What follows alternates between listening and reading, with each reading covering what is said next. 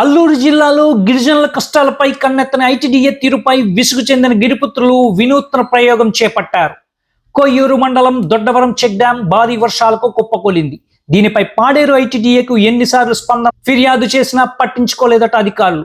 Check dam మరమ్మతులు చేయాలని విజ్ఞప్తులు చేసిన ప్రభుత్వ అధికారులు ఆ విజ్ఞప్తులను బుట్టదాఖలు చేయడంతో ఆ గిరిపుత్రులే సొంతంగా పైప్ లైన్ నిర్మించేందుకు సంకల్పించుకున్నారు.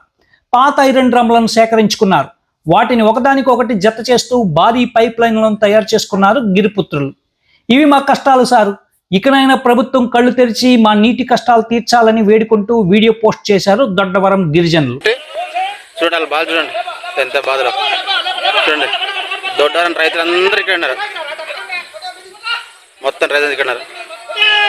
ఈసారిగా మా మొర ఆలోచించండి సార్, ఆలోచించి మా న్యాయం చేయండి. చూడండి